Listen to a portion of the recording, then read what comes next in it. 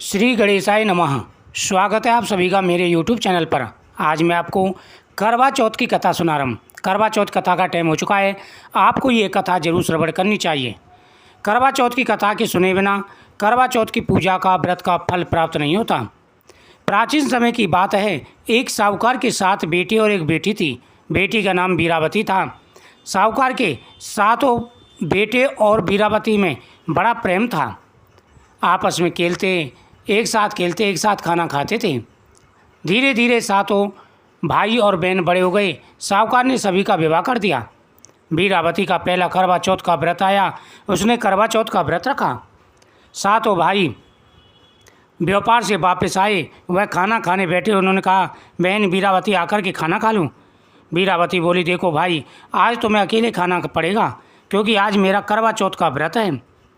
भाई बोले, बहन करवा चौथ का व्रत है तो कब खाना खाओगी? उन्होंने कहा, चंद्रमा के निकलने के बाद ही मैं अपना व्रत खोलूँगी। भाइयों ने सोचा, क्योंकि उनको पता नहीं था कि करवा चौथ का व्रत अगर खंडित हो जाए तो कितना बड़ा दंड मिलता है। उन्होंने कहा कि देखो, हमारी बहन पता नहीं कब तक भूखी रहेगी, चाँद कब निकलेगा। ऐसा करना है, हमें चाँद को झूठा चाँद दिखा करके बहन को व्रत खुलवा देना चाहिए। छोटे भाई ने जाकर के दूर पहाड़ी पर अग्नि जला दी। उससे बड़े ने जाकर मझले ने जाकर के उसके सामने चलनी लगा दी। और सबसे छोटे ने आकर के बहन से बोला, बहन वीरावती देखो, चाँद निकल आया है। बहन बड़ी प्रसन्न हुई, भाभियों से बोली, भाभी देखो, चाँद निकल आया है। भाभियों को सब कुछ पता था। उन्होंने कहा, देखो, आपका चंद्रमा निकला है, हमारा चंद्रमा तो रात को निकलेगा। उसने नकली चंद्रमा को अर्घ्य दिया और खाना खाने अपने भाइयों के साथ बैठ गई। पहला निवाला तोड़ा, उसमें छींक आई। दूसरा तोड़ा, उसमें बाल आया। तीसरा निवाला तोड़ा तो उसकी ससुराल से खबर आ गई कि उसका पति बहुत बीमार है, उन्हें शीघ्र से शीघ्र वहाँ जाना चाहिए। खाना छोड़ करके वह जाने लगी। उसकी माँ ने उसको कपड़े पहनाने के लिए 3 बार बक्सा खोला। 3 बार बक्सा खोला, पहले तीनों बार सफ़ेद कपड़े निकले।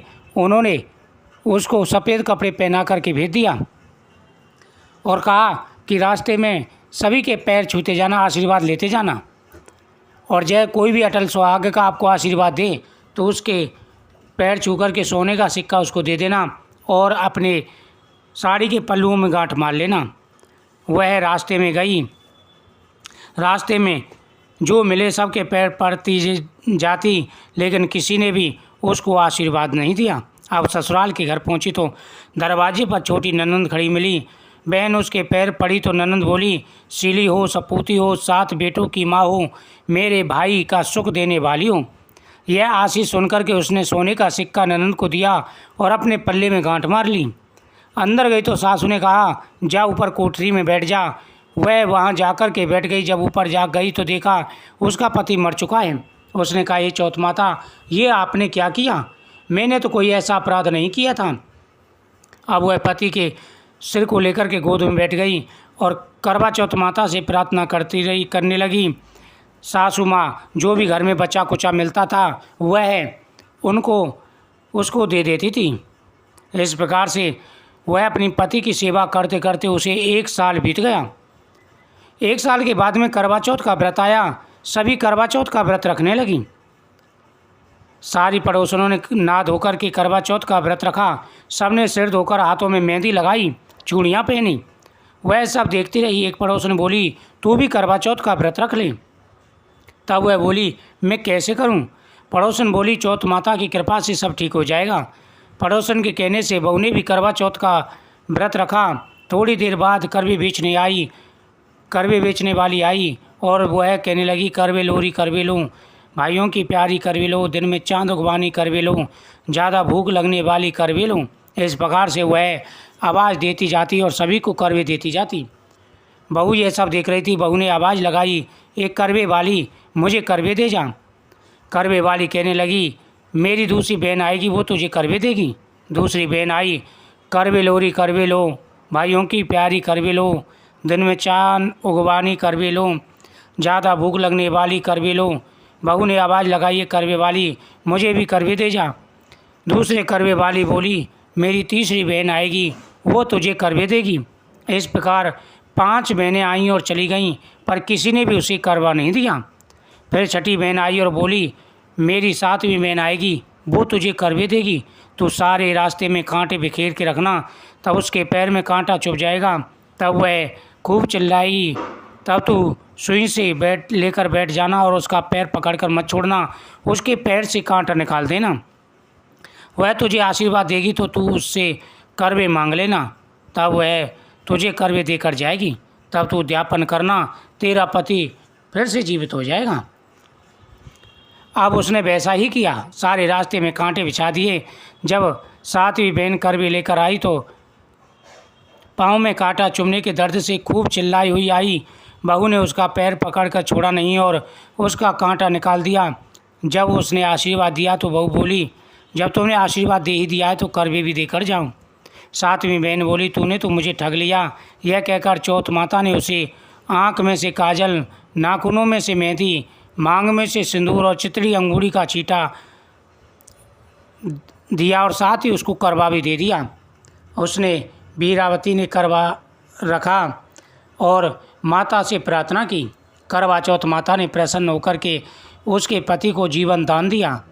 उसके पति के शरीर में आखिरी सुई रह गई थी, वह भी करवा ने निकाल दी और उसका पति ठीक हो गया। वह मंदिर गई, वहाँ जाकर के उसने करवा चौथ की कथा सुनी, करवा चौथ माता की पूजा की। करवा चौथ माता की कृपा से उसे दोबारा से सुहाग मिला। अब करवे लेकर के बहू ने उद्यापन की तैयारी की और व्रत रखा। राजा का लड़का जीवित हो गया। बोला, मैं बहुत सोया। वह बोली, सोए नहीं, 12 महीने सोए। आपकी सेवा करते करते मुझे 1 साल हो गया। करवा चौथ की माता ने मुझे सुहाग दिया है। उसका पति बोला, जब चौथ माता की कृपा से हमारा सब कुछ अच्छा हो गया तो उद्यापन करूं। अब उसने चौथ माता की कहानी सुनी, उद्यापन कर खूब सारा चूरमा बनाया। जीम कर वे दोनों चौपड़ खेलने लग गए। इतने में उसकी बांधी तेल की बनी पूरी सब्जी लेकर आई।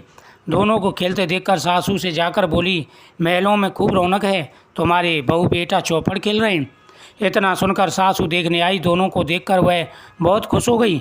बहू ने सास के पैर दबाए तो सासू बोली, बहू सच सच बता, तूने क्या किया। उसने सारा हाल अपनी सासू को बताया तो राजा ने सारे नगर में ठिठोरा पिटवा दिया। अपने पति के जीवन के लिए सब बहनें करवा चौथ का व्रत रखें। पहली करवा चौथ अपने पियर में जाकर के व्रत रखें। हे चौथ माता, जैसे राजा के लड़के को जीवन दान दिया वैसे सभी को देना, सभी के पति की आयु लंबी करना। जो भी कथा कहता है या सुनता है सभी की मनोकामनाएं पूरी करना। इस प्रकार से करवा चौथ माता सभी की मनोकामना पूरी करती हैं, धन बढ़ता है, सुख और समृद्धि बढ़ती है। इसी प्रकार से ये कथा सुनने के बाद में फिर गणेश जी की कथा जरूर सुननी चाहिए। एक गांव में 2 माँ बेटी थीं। बेटी माँ से बोली, गांव से सब लोग मेला देखने, गणेश जी का मेला देखने जा रहे हैं, मैं भी मेला देखने जाऊंगी। माँ बोली, वहाँ पर बहुत भीड़ होगी, कहीं गिर पड़ गई तो चोट लगेगी। बेटी ने माँ की बात नहीं मानी। माँ ने बेटी को 2 लड्डू और घंटी में पानी देकर कहा, एक लड्डू तो गणेश जी को खिलाकर पानी पिला देना, दूसरा लड्डू तुम खाकर बचा हुआ पानी पी लेना। बेटी मेले में चली गई। बेटी बड़ी भोली थी, उसे कुछ भी मालूम नहीं था। मेला समाप्त होने पर सभी गांववासी वापस आ गए, परंतु उसकी बेटी नहीं आई। वह गणेश जी के पास बैठी रही। एक लड्डू पानी गणेश जी के सामने रख दिया और बोली कि हे गणेश जी, तुम्हें यह खाना है, अगर तुमने नहीं खाया तो मेरी माँ मुझे बहुत डांटेगी। इस प्रकार से उसे पूरी रात हो गई। गणेश जी ने सोचा, यदि आज मैं लड्डू खाकर पानी नहीं पीऊँगा तो यह अपने घर नहीं जाएगी। इसलिए गणेश जी लड़के का रूप बना कर के आए। बेटी ने लड्डू लेकर खाया और पानी पिया और कहा, कुछ मांगो। लड़की ने मन में सोचा, क्या मांगूँ? अन्न मांगूँ, धन मांगूँ, महल मांगूँ, सुहाग मांगूँ, खेत मांगूँ, बैल मांगूँ, बस इतना ही मांग लेती हूँ। गणेश जी उसके मन की बात जानकर बोले, अब अपने घर जाओ, जो तुमने मन में सोचा है वह सब तुझे मिलेगा। लड़की घर पहुंची तो माँ ने पूछा, इतनी देर कैसे हो गई? लड़की ने कहा, आपके कहे अनुसार मैं गणेश जी को लड्डू खिलाकर पानी पिलाकर आई हूँ। माता ने कहा, यह डांट खाने के वजह से झूठ बोल रही है, कहीं माता मुझे डांटे नहीं। उन्होंने कहा ठीक है कोई बात नहीं, अब जा कर के खाना खा लो, नहा धो कर के खाना खाओ। उन्होंने कहा मैंने गणेश जी से मांगा है, देखो सब कुछ मिलेगा। आपके कहे अनुसार मैं गणेश जी को लड्डू खिलाकर पानी पिलाकर आई हूँ। देखते ही देखते जो कुछ बेटी ने मन में सोचा था वह सब कुछ हो गया। उसके घर में सब कुछ जैसा मांगा था वैसा हो गया। सभी लोग अचम्भा करने लगे और सभी ने पूछा। उसने कहा ये सब भगवान गणेश जी ने किया है। हे गणेश जी महाराज, जैसे आप उन माँ बेटी पर बरसे वैसे सबके कहते सुनते सब पर कृपा करना। बोलो गणपति के जन्म भगवान की जय। जो व्यक्ति इस दिन सच्चे मन से भगवान गणेश जी की पूजा करते हैं उनकी सभी मनोकामनाएं पूरी हो जाती हैं। भगवान गणेश जी की कृपा से धन बढ़ता है, दौलत बढ़ती है, सुख और समृद्धि बढ़ती है। जीवन में हर प्रकार का सुख और वैभव प्राप्त होता है। इस कथा को सुनने के बाद में चांद को अर्घ्य देना चाहिए और अर्घ्य देने के बाद ही व्रत खोला जाता है। भगवान गणेश सभी की मनोकामना पूरी करते हैं। बोल गणपति गजानन भगवान की जय।